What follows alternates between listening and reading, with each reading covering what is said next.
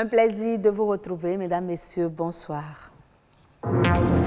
Lutte contre le Covid-19, le gouvernement a interdit la fréquentation des lieux de plaisance. La mesure est-elle respectée, surtout ce week-end de Pâques? Le constat dans ce journal.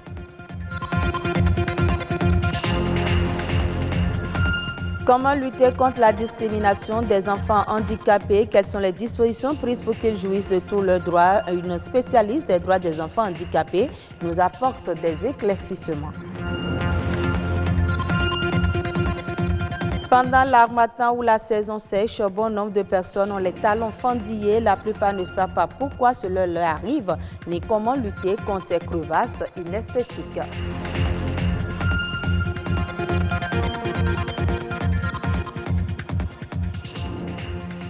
Merci de votre fidélité au nombre des mesures prises par le gouvernement béninois pour mieux prévenir le coronavirus. Figure l'interdiction de fréquentation des lieux de plaisance.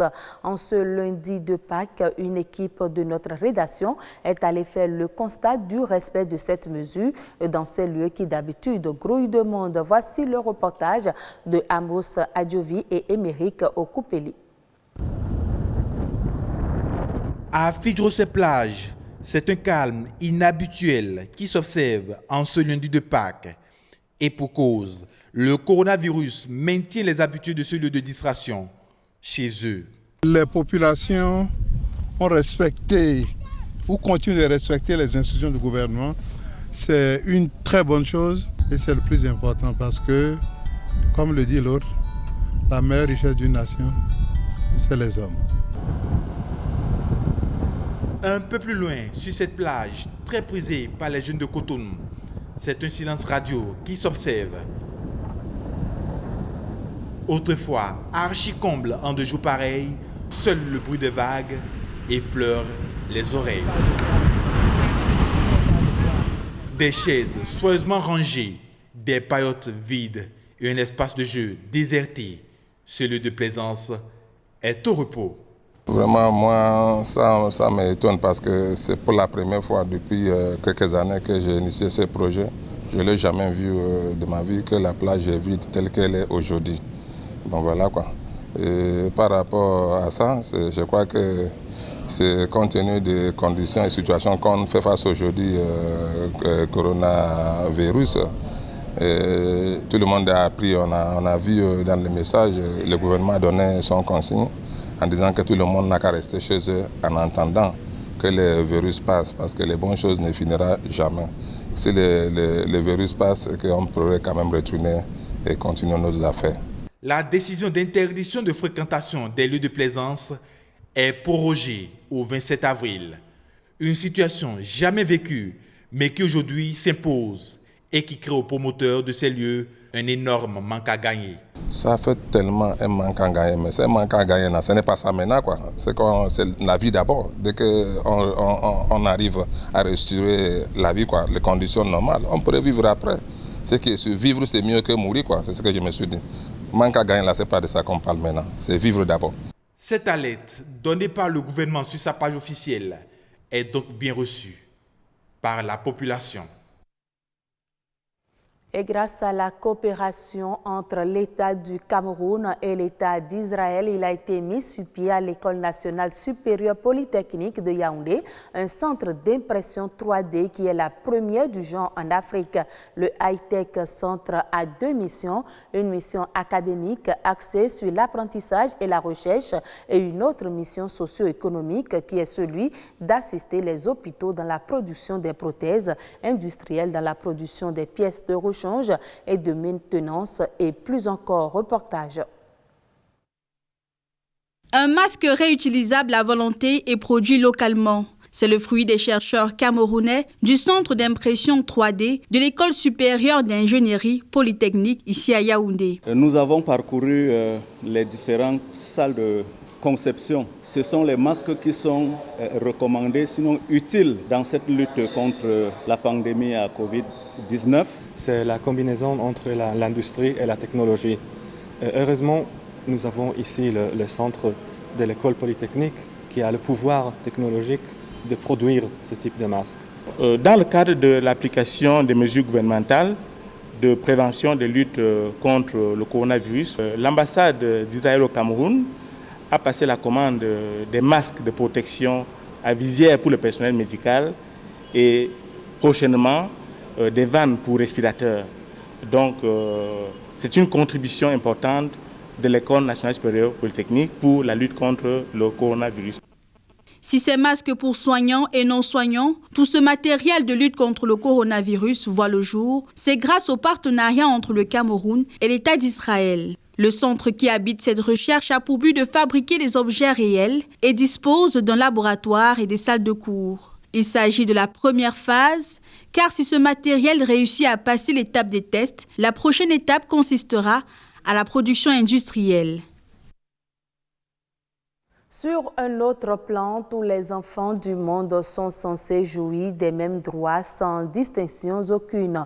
Malheureusement, dans nos sociétés, les enfants handicapés sont le plus souvent victimes de discrimination et de jugements sociaux. Pourquoi les enfants handicapés sont-ils marginalisés et quelles sont les dispositions prises pour faire profiter aux enfants en situation de handicap le droit?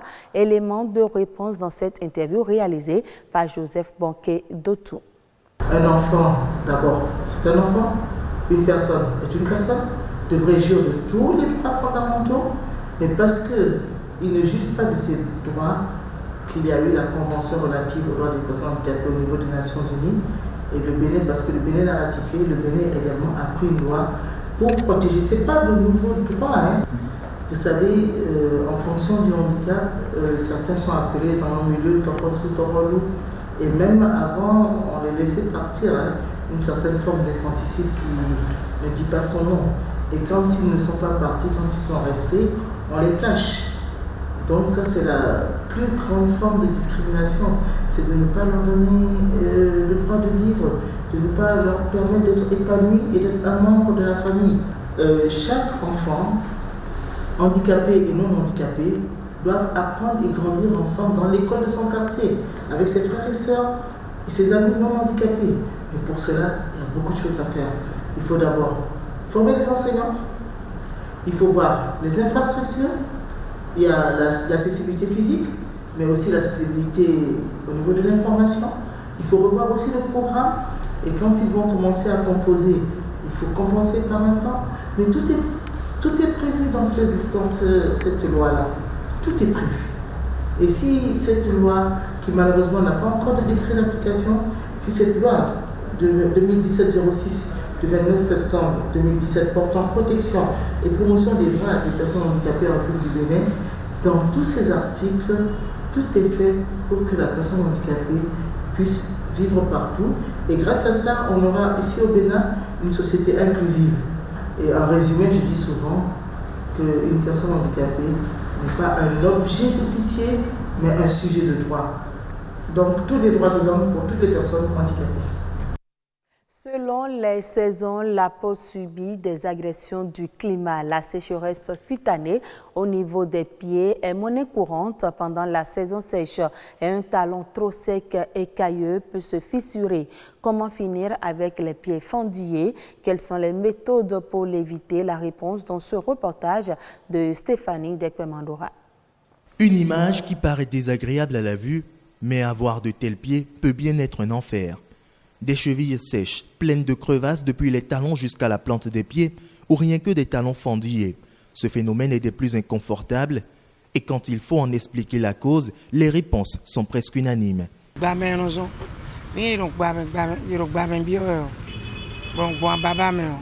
Lorsqu'on patauge fréquemment dans la boue, cela peut provoquer le fendillement des pieds, mais c'est surtout l'harmattan qui en est la cause.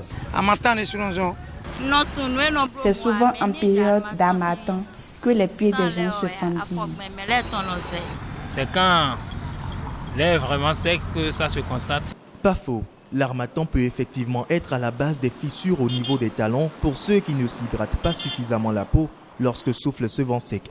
Pourtant, bien d'autres raisons expliquent l'apparition de crevasses aux pieds. Vous avez des familles dans lesquelles les gens font de l'asthme, de la rhinite, de la sinusite, de la conjonctivite allergique. Et dans cette famille, vous avez au niveau donc de la peau donc une enzyme qui est déficitaire, que l'on appelle la filagrine. Cette filagrine étant déficitaire ou absente, la personne va à la douche, mais la quantité d'eau aspirée par la peau est tellement faible que 5 minutes après, cette personne devient toute sèche. Quelqu'un qui met des chaussures dont le fond semble dur, le fait donc d'avoir à marcher dans cette chaussure qui n'est pas appropriée donc à la physiologie et à la physique du pied peut en général donner des fendillements. À cela s'ajoutent également les infections telles que la syphilis secondaire. Heureusement, souffrir de ce mal n'est pas une fin en soi. Dans les salons d'esthétique, on sait comment s'y prendre dans de tels cas. Vous allez faire la pédicure chez l'esthéticienne qui prend soin de vos pieds. Elle va procéder à quelques soins. Ça veut dire quoi? Elle va d'abord tremper vos pieds dans de l'eau chaude, dans de l'eau tiède, et mettre avec quelques produits et frotter avec la pierre ponce. Gommer pour enlever les cellules mortes, puis l'hydrater en profondeur avec un massage et mettre des produits traitants et cicatrisants. Le beurre de karité est fortement conseillé dans ces cas-là parce que c'est cicatrisant, il est hydratant et il répare aussi. Boire 1,5 à 2 litres d'eau par jour permet également de prévenir cette sécheresse cutanée.